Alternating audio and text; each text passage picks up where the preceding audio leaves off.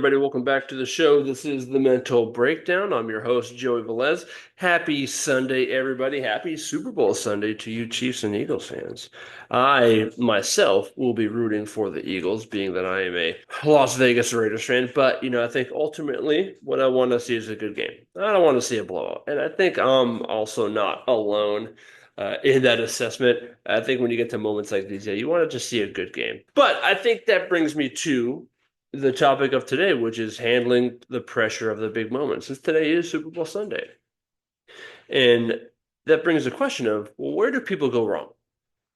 Why do some people fall flat on their face in the big moment, in a championship game, in a big time presentation, taking a test? Well, I think one reason why is we overemphasize failure. What happens if I fail? We spend too much time thinking about the potential consequences of that moment, and maybe it leads me to being a little bit more hesitant or maybe lacking the confidence I need to be my best in that moment. I think another thing that might happen is that we tend to hyper analyze and try to control our movements when they're normally automatic. We want to make sure our mechanics are so perfect that there's no way I can lose. The downside of that is you weren't thinking that way in any other scenario throughout the regular season. Another thing is thinking about past mistakes. While this can be a helpful learning tool in progressing forward, when it comes to big moments, we usually look at it in a detrimental way. And what I mean by that is thinking about past mistakes in terms of, I don't want to make that mistake again. So now when I head into the performance, okay, don't do this, don't do that. Really going down a more avoidance mindset. Now, the damage with that is maybe we're a little bit more hesitant. Maybe I'm performing these movements with a little more tension than I normally would, ultimately leading me to not performing my best. And then finally, perceived stress of the situation. If I were to tell you what is the difference between week one of the NFL season and the Super Bowl, what would you say? The stakes are higher. Sure, week one, win, lose, draw, you move on to the next week. No big deal. Super Bowl, well, there is no draw, but win or lose, you have to wait 6 months for your next opportunity to bounce back from that game. While that makes sense, what actually changes in terms of week one versus the NFL Super Bowl? It's still 10 yards for a first down. It's still 6 points for a touchdown. A holding call is still a holding call. So what we do is we place a high emphasis on performing my best, performing well in this one moment, which may cause me to think that this situation is more stressful than it needs to be. That doesn't mean the game isn't important. However, placing the extra pressure on yourself in that moment is something you hadn't been doing all year, right? So how do we get to maintaining a more consistent mindset? How do we be able to manage our emotions, our energy in these big time moments? And I think one of those ways is by distracting yourself. And what I mean by distracting yourself is thinking about non-performance stimulus to minimize the stress. So maybe this is you practicing gratitude. Maybe this is you reading a book like AJ Brown did in one of the previous playoff matchups, but it's doing something to kind of disconnect for just a second to get your mind off of what the performance actually is. And I think what this does, it prevents the part of your brain that is in charge of movements to be hyper focused on the technical aspect of your performance.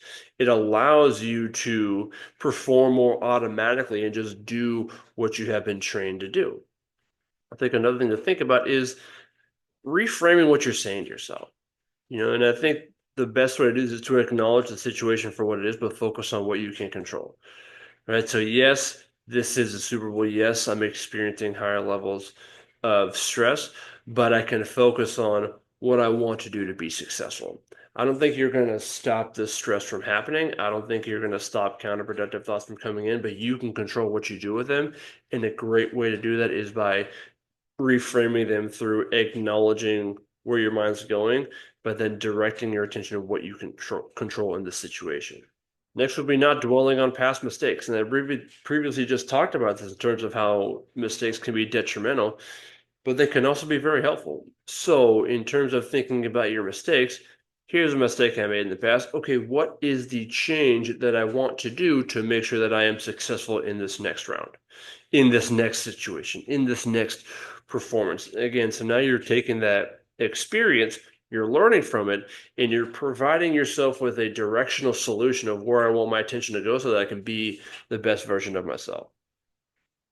And then lastly, you can always just find yourself a keyword, a mantra, a statement that lets you know where you want your attention to be. Right. So maybe that's telling yourself next play. Maybe that's telling yourself, just another game. Maybe that's telling yourself, focus on your craft, whatever that is. Right. As long as it produces the required emotions, uh, directs your attention to where you want it to go to make sure that you are fully present in that moment and that you are ready to put your best foot forward. Okay. So it's something to think about.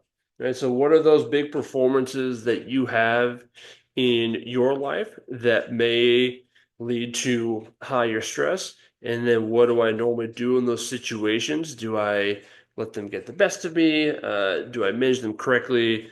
Do I need a little practice on how to get better in those situations? Whatever the response is, right? Is understanding what performances you have, where you feel like it's the Super Bowl, and then what can I do to manage myself in those moments to make sure that I give myself the best opportunity to succeed.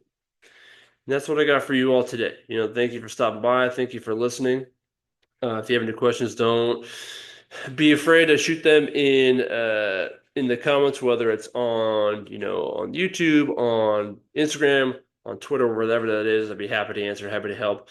But that's all I got for you all day. Enjoy your Sunday, enjoy the rest of your weekend, and don't forget today is a great day to make an impact on somebody. All right, y'all. Have a good one. We'll talk soon.